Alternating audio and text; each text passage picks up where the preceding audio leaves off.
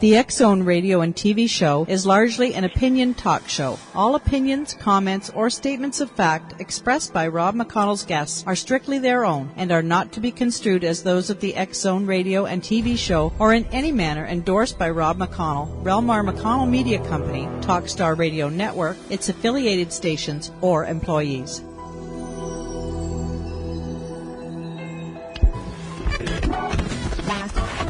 All Hit Radio.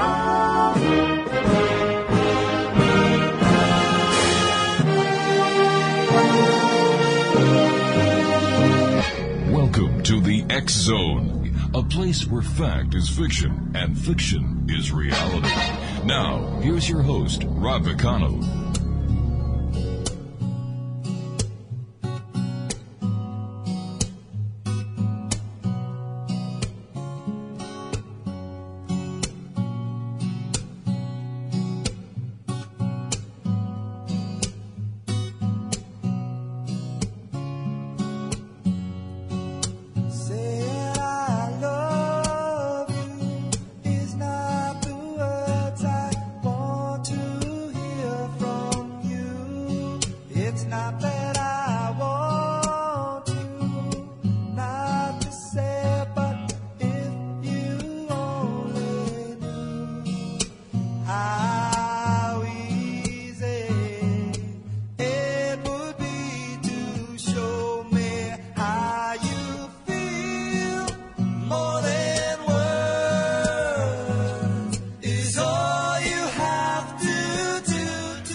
Welcome back, everyone. My name is Rob McConnell. This is the X-Zone on the Talkstar Radio Network. 1-800-610-7035 worldwide. Email xzone@xzoneradiotv.com. On MSN Messenger, xzoneradiotv@hotmail.com. And our website, www.xzoneradiotv.com. For those of you who like Facebook, www.facebook.com/xzoneradiotv.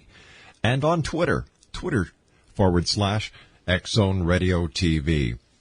Before we get to my next guest this hour, Martin Boroson, the X Chronicles now is available for you free of charge with the compliments of eformatpub.com. They're the new company that is doing the electronic formatting of the X Chronicles newspaper, so that no matter if you've got a handheld device, if you've got an iPad, an iPod, a Kindle, if you like reading it online, if you like downloading it, if you like the print version, if you'd like to burn it to a CD, it's very simple. Just go to X Chronicles, that's X Chronicles /newspaper.com. It's that simple. As well, as you know, Exonation, I am really annoyed at the over 23,000 dolphins that are slaughtered annually in Japan.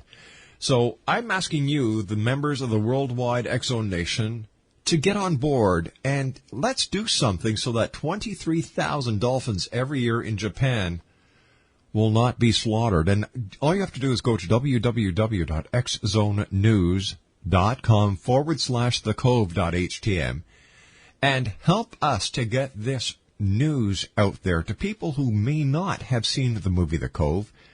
And for those of you who haven't, when you go to xzonenews.com /thecove.htm, there are some very graphic photographs there. If you've got a weak tummy, be prepared. It's that simple. And of course, Mom and Dad, please do not let your children visit this site unless you yourself have visited it first. That's www.xzonenews.com /thecove.htm. You know, this is a global issue and must be addressed before it's too late, X-Zone Nation. My guest this hour, Martin Boroson, is emerging as an imaginative new voice in the next wave of meditation teachers with a background that includes management, psychology, and Zen practice. He distills knowledge from many wisdom traditions into simple, powerful techniques for transformation. Martin studied philosophy at Yale, earned an MBA from the Yale School of Management, and has worked as a psychotherapist and organizational consultant.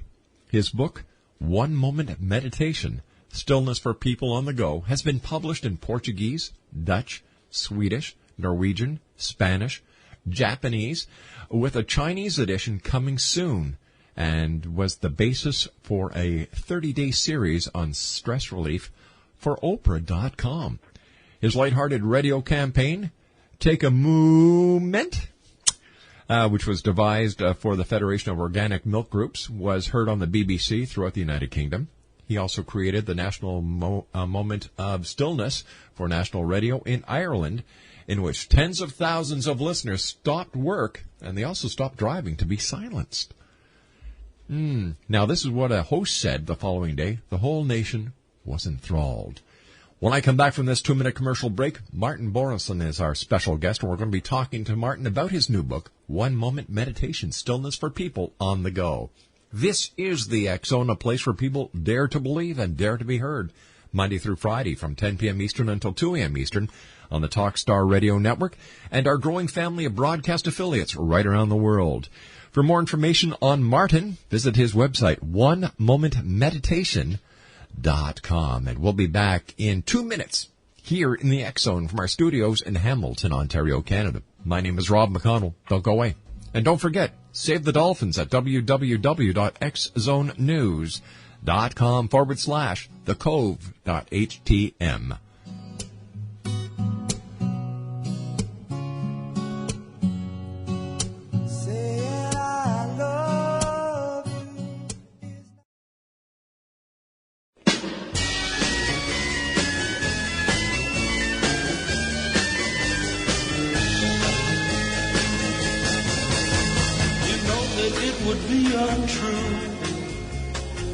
That I would be a liar if I was to say to you, girl, we couldn't get much higher. Come on, baby, light my fire. Come on, baby, light my fire. Try to set the night on fire.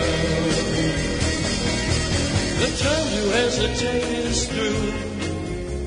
No time to wallow in the mire.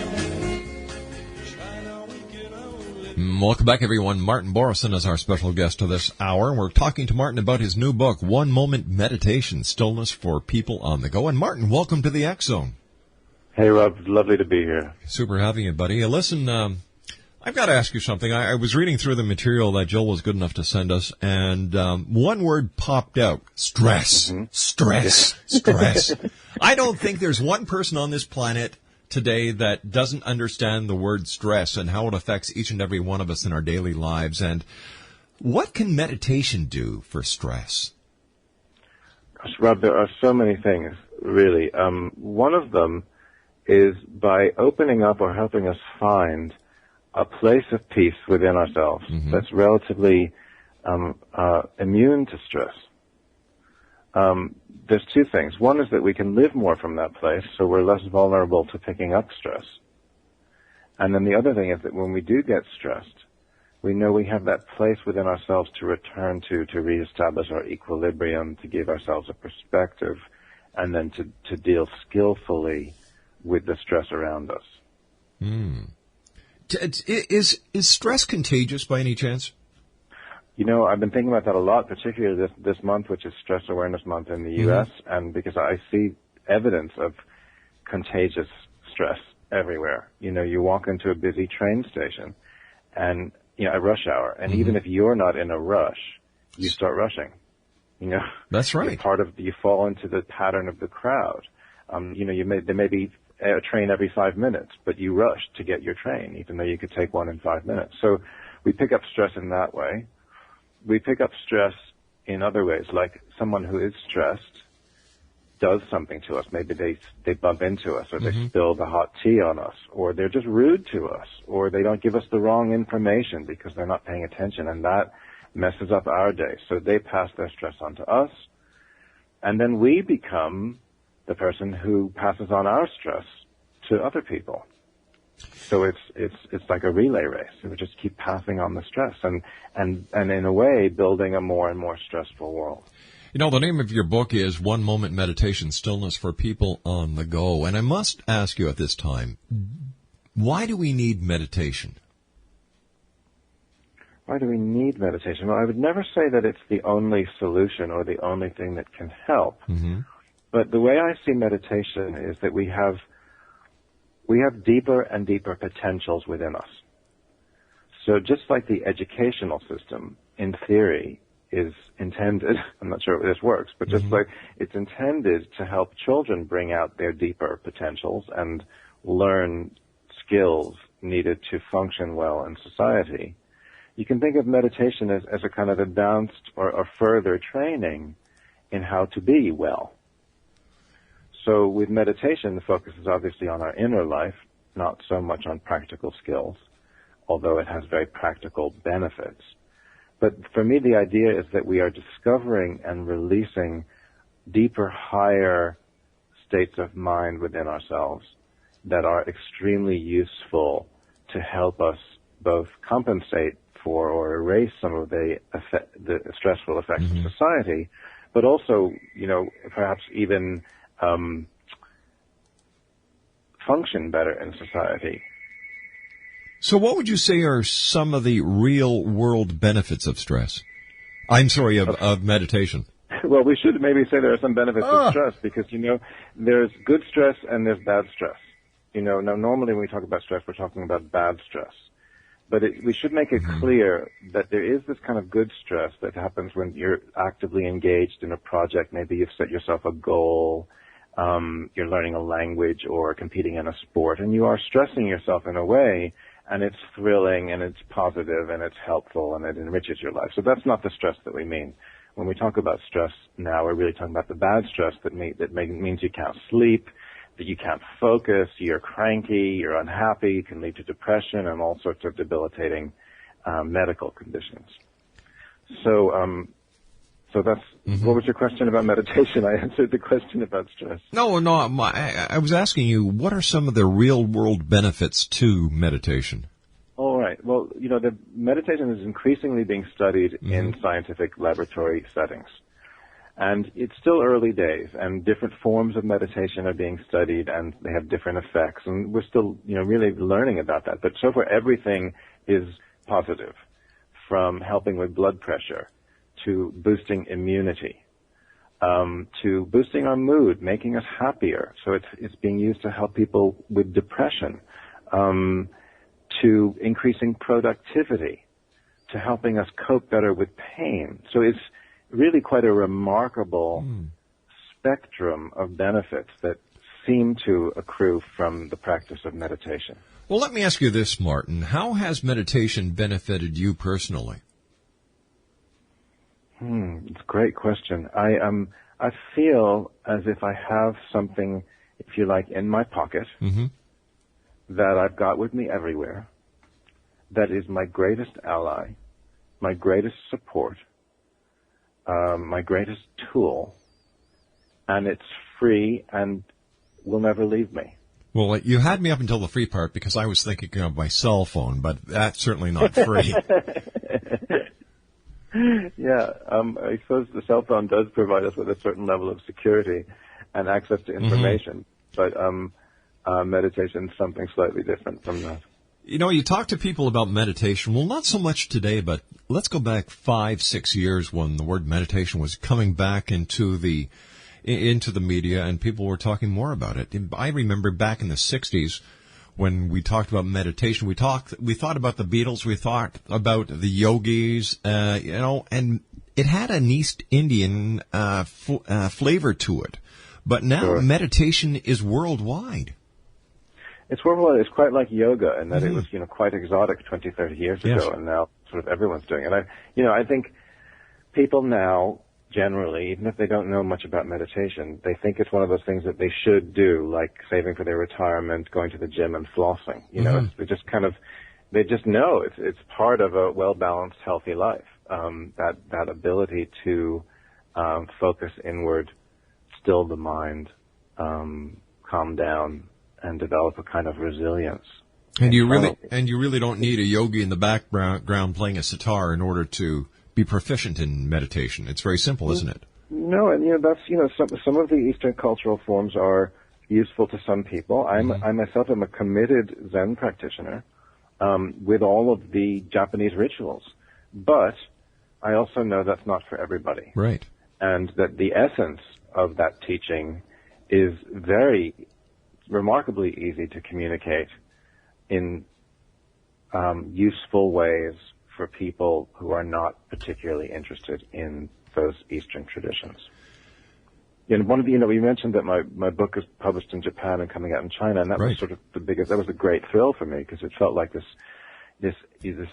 Asian technique that had come to the West and has so enriched my life that I had found some way to reinterpret it or re-explain it or adapt it that could be really useful to the modern societies of Japan and China, where the practice, or my particular version of the practice, originated. So that's really fun to think about for me. The name of the book is A One Moment Meditation, Exonation. The subtitle is Stillness for People on the Go. Our guest this hour is Mark Boroson. Boroson, I should say. There's no N in that. And the website is www.onemomentmeditation.com. Now, what do you say to someone, Martin, who says they're way too busy for meditation? That's, in many ways, that's the person I wrote this book for, because I know there's a lot of people for whom the idea of taking 20 minutes twice a day or going on a meditation retreat for one day a month is completely impossible. People really perceive, and I think this is partly a matter of perception, but people perceive that they don't have time. So when I realized that you could do something valuable in terms of meditation, that you could actually do something valuable in a minute or less, I realized that everybody could do it.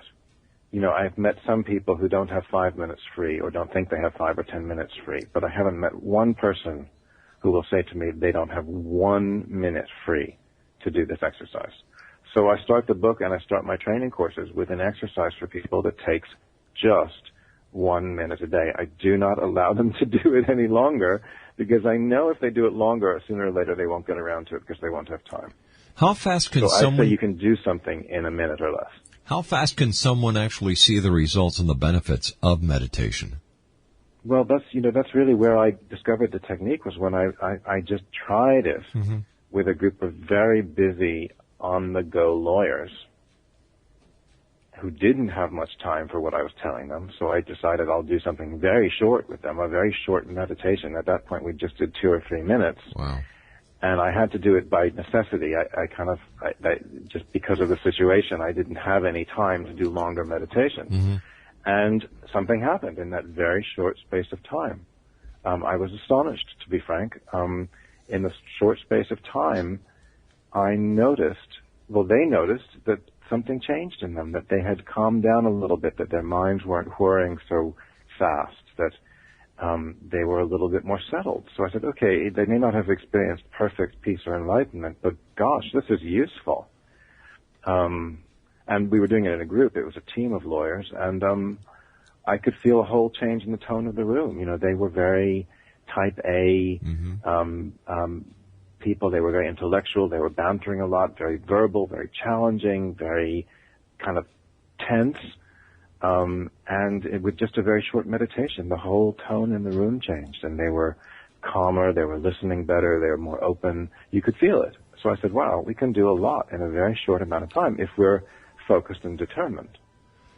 Martin, stand by. You and I have to take our news break at the bottom of the hour. Exonation, Martin Boroson is our special guest. He's the author of One Moment Meditation, Stillness for People on the Go. His website is www.onemomentmeditation.com.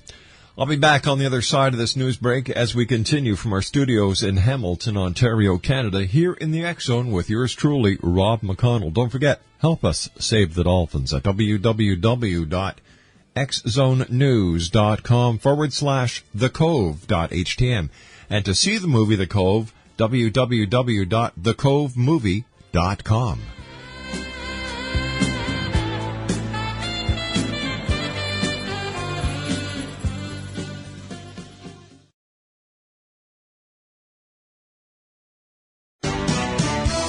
Hi, this is Eric Rawls of Cosmoverse.com, and you're listening to Rob McConnell in the X Zone. Hi, this is Blade Runner, and you are listening to Canada's #1 paranormal radio show, The X Zone, with Rob McConnell. Hi, I'm Laura Sabrin of Cease to Fields Organic Vineyard in Jordan, and you're listening to Canada's #1 paranormal radio show, The X Zone, with Rob McConnell. Hi, my name is Lady Ashley, the White Witch of Niagara-on-the-Lake, and you're listening to Canada's #1 paranormal talk radio show, The X Zone, with Rob McConnell. Welcome to the X Zone, a place where fact is fiction and fiction is reality. Now, here's your host, Rob McConnell.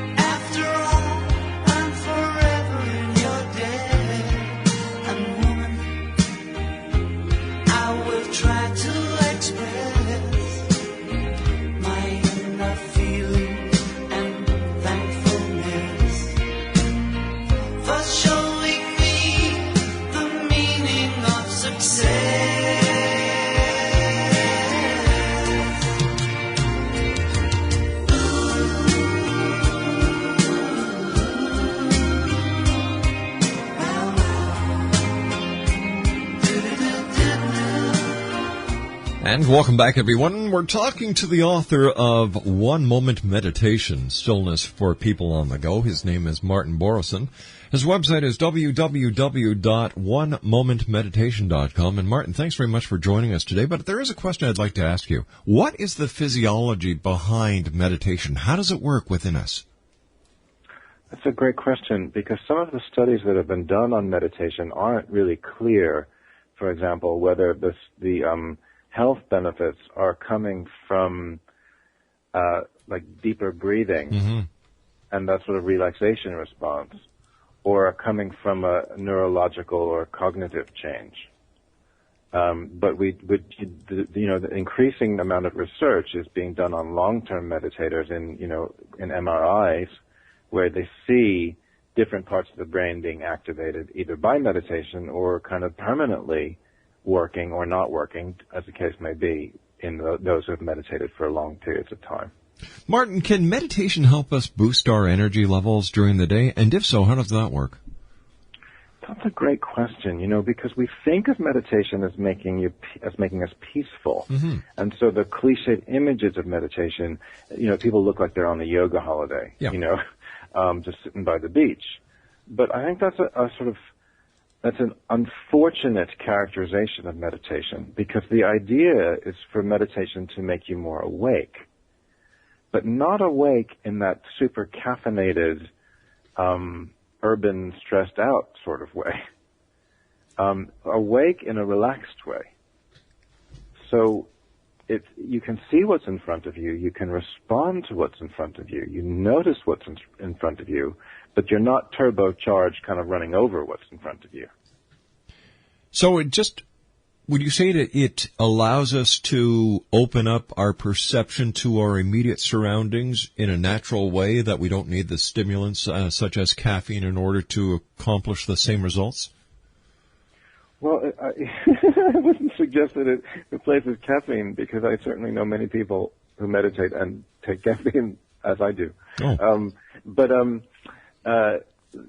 You don't know what people are dealing with if they didn't sleep the night before, or they've been up for too many hours and they need a jolt of caffeine, or think they need a jolt of caffeine. So I wouldn't say it's a replacement for coffee, but it does, I guess the kind of awakeness that I see happening through meditation is not the kind of awakeness that would enable you to stay up all night to complete a project or write a term paper if you're in school.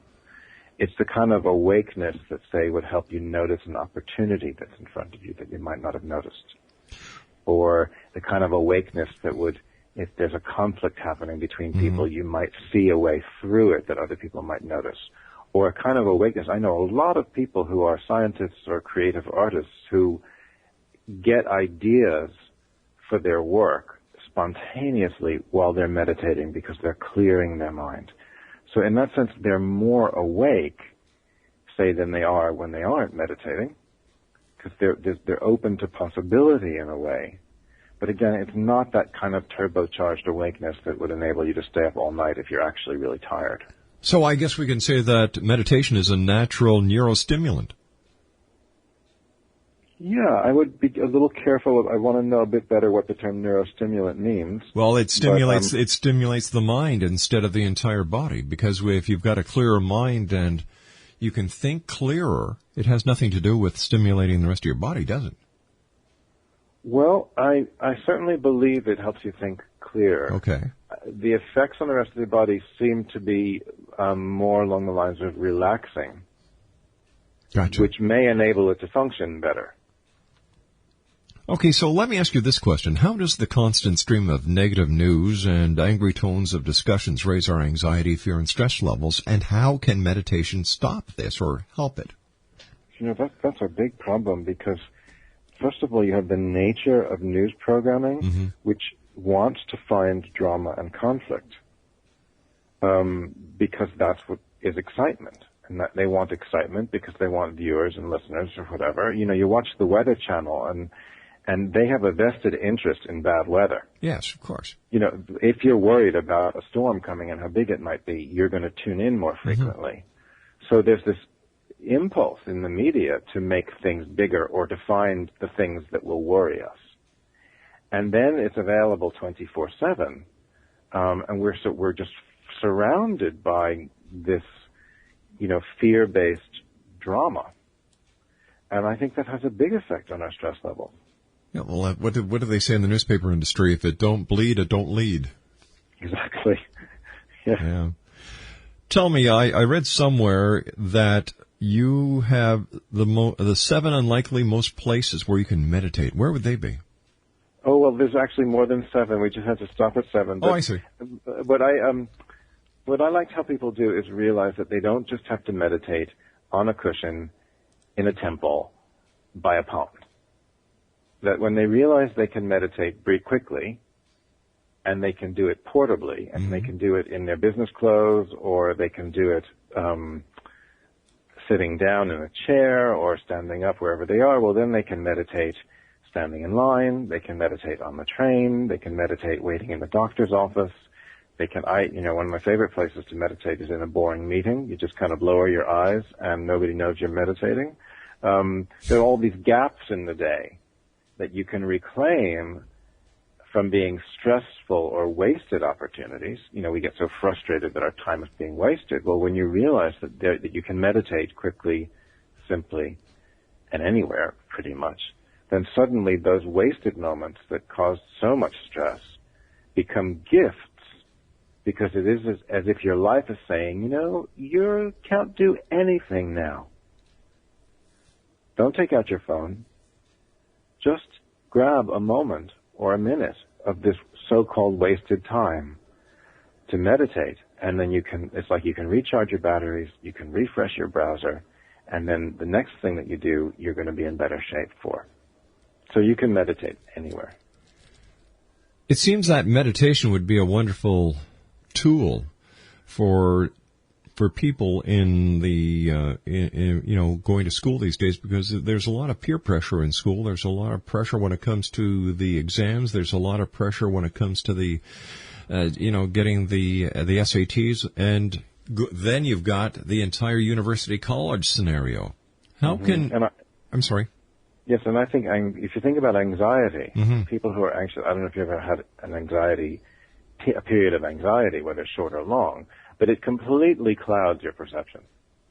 You know, when you're anxious, you can't see what's right in front of your face. So it's very difficult, say, for students who have test anxiety. You know, they sit down to take the test and probably can't even see the questions. Yeah.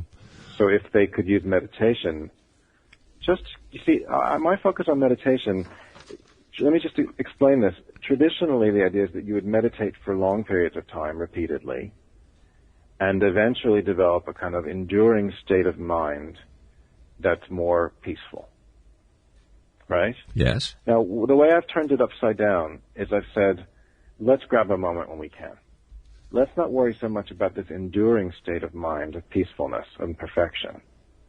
Let's say, when we're feeling anxious, when we're feeling stressed, when we are stuck in a problem, let's see all of those so-called problem moments as invitations to do a brief meditation.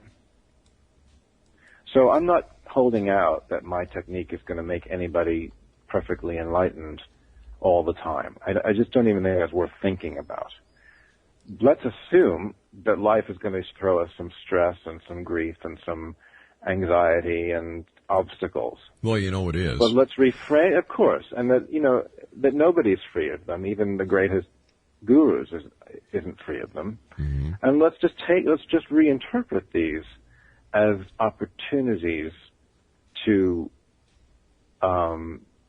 settle into ourselves, to touch a deeper experience of peacefulness, and then re-engage, if you like, with whatever is stressing us or the problem, and see if it's still there, or maybe we can now do something more constructive about it. So take it one moment at a time. When, you talked a few moments ago about, using the downtime in a meeting or in a line or wherever you are to do the meditation. While you're meditating, is it possible to still concentrate on what is being talked about in a meeting? Because if during that minute you actually think is a downtime or a down period and something very important comes up and you miss it. I said during a boring meeting. Well, I go to 3 meetings a day, and each one of them are boring. Yet I'm afraid to miss anything. So right. Well, I was somewhat suggesting that you knew that you wouldn't miss anything important for that minute. But actually, what happens is you're not tuning out completely when you meditate, and there's different kinds of meditation. Like the kind that I teach involves you bringing your focus on your breath and lowering your gaze so that you don't have any distraction in your visual field, but you can't turn off your hearing. You are going to hear what's going on around you. It's just a bit like the mute button, or a partial mute button is on. It's not engaging you as much. I don't know. I haven't tried to meditate while keeping half an ear on a meeting. But I'm quite sure that we're not screening out the sound completely. Is there any better time within the 24-hour clock to meditate? Is it better to meditate in the morning? Is it better to meditate in the afternoon? Is it better to meditate before you go to sleep? Well, a lot of people like to meditate in the morning because it's like a ritual start for their day, and they're still perhaps in that softer, dreamlike state. A lot of people like to meditate before bed because it's a way of clearing the stress of the day and helping them perhaps enter a sleep state better. But again, I'm just trying to eliminate a lot of the rules and baggage around meditation and just say grab a moment whenever you need one, whenever you want one, wherever you are. It's a matter of preference. Let's not say there's certain ways to do it. Let's not say there's certain times or places to do it. Let's just make it something, we're all doing whenever we have a moment. Should we teach our children how to meditate, the young children? Well, I don't see why not. There are plenty of parents who are doing it. When I heard from a family that I have this exercise in the book called the Basic Minute, which is just a minute of meditation, and this mother told me that she was teaching her kids and her family to do it, and they were going to do it right in the middle of the morning craziness before school. Right when everybody was at their most stressed and busy, they were going to take a minute to meditate together, and I'm quite sure children can do it. Makes a lot of sense when you think of it. Yeah, and increasingly meditation for children is being built into the curriculum of some schools. Teach the children about meditation and wean them off Ritalin. Exactly. I mean, there is a movement that says one of the things schools should be teaching is the new field of kind of happiness skills, of how to live a happy life. And it's pretty clear that meditation is, if not essential component to that, a really useful one. The lack of understanding and the lack of growth within the educational field is a totally different show. It's just like religion. Religion has stayed the same for thousands of years, and then they wonder why people are kind of dropping off. Well, unless you keep up with the times, nothing changes. Yeah, the trick is to balance what's eternal with what's temporary. Exactly. And marry the two. Yeah. Isn't that so? Isn't that so true? Mm-hmm. What, in your opinion, has been the most successful aspect of meditation that you have seen with the people that you've taught over the years? Well, what I've seen and has been most exciting for me is how many people I've met who feel they failed at meditation, that they couldn't do it, or that said they were just intimidated by doing it. They just couldn't go near it. And that this approach that I'm taking, which is kind of a bite-sized approach, they feel they can do it. They feel, hey, I can do this, I can maintain it, I can build it into my life. Whether I want to do other forms or longer forms of meditation, that's a separate issue, but they had been quite alienated. You know, they might have been alienated by the cultural traditions that they didn't want to participate in, you know, the religious aspect of some meditation. Right. Or a lot of people were just, you know, really intimidated or afraid of the idea of sitting in meditation for 20, 30 minutes. Or they tried it and they became aware, and this is unfortunate, in that, say, that 30-minute meditation, they became aware of the 29 minutes in which their minds were completely unfocused and distracted, rather than the 1 minute or so in which they did experience a deeper peacefulness. So they concluded that they failed. So all of these people, you know, who have these kinds of issues have told me that this kind of one-moment approach has enabled them to get started. And that's been really rewarding. And another thing that's really rewarding is when I work with people in high-stress positions. So I'm talking about corporate executives or doctors. And I'm aware that by helping them with their stress levels and by getting them to take a moment of meditation during their busy days. Martin, I've got to take my commercial break. Please don't go away. Martin Boroson is our special guest, and his website, Exonation, is onemomentmeditation.com.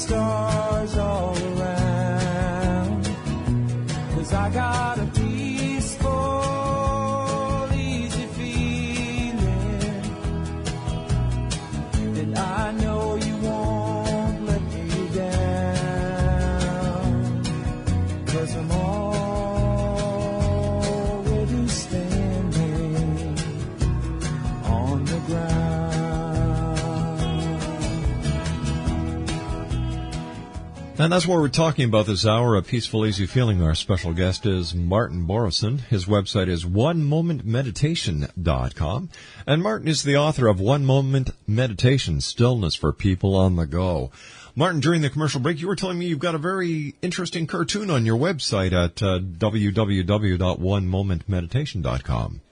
That's right. If people would like to, you know, try one moment meditation, right there where they are, I put this little cartoon. It's just about 5 minutes long on my website, and it introduces you to the principles of one moment meditation, to what's so special about a moment, and actually takes you through a guided 1 minute of meditation. So you can have a little experience of meditation right there while you're watching the cartoon.